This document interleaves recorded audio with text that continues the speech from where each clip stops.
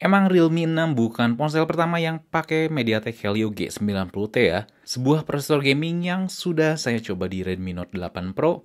Dan emang prosesor ini tuh bagus dan benar-benar worth it lah di harga dan kelasnya. Tapi tentunya Realme 6 ini bukan persoalan MediaTek G90T doang ya.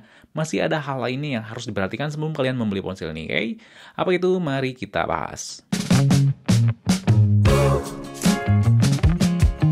Yang pertama, ini adalah penerus Realme 5 Pro.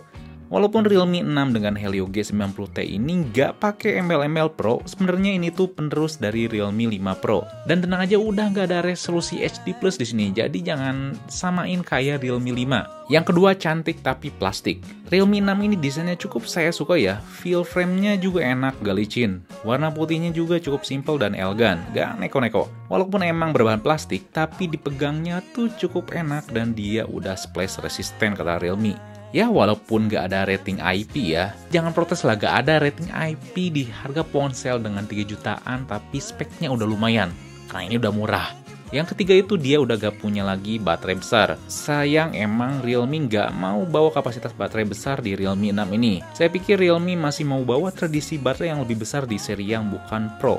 Tapi kali ini baterainya sama kayak versi Pro-nya, yaitu 4300 mAh. Dan ini yang menarik karena dia punya baterainya yang udah dipangkas kapasitasnya jadi 4300 dan dia juga punya refresh rate layarnya tuh tinggi yaitu 90 Hz, dimana ini tuh pasti lebih boros dayanya dibandingkan 60 Hz. Nanti kita bahas gimana daya tahan baterainya di review.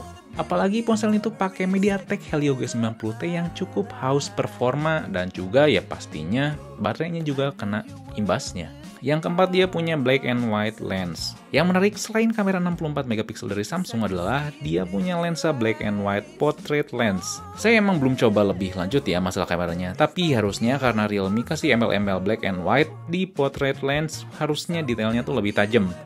Karena secara teori lensa black and white itu nangkep warna monokromnya lebih tajam biar lebih detail hasilnya. Selain itu juga Realme 6 ini ditemani pakai lensa wide 8 megapiksel dan macro lens 4 megapiksel. Yang kelima, nggak punya cooling system. Ponsel apapun dengan prosesor apapun pasti kalau misalkan suhunya naik, ya performanya juga turun karena untuk mengimbangi.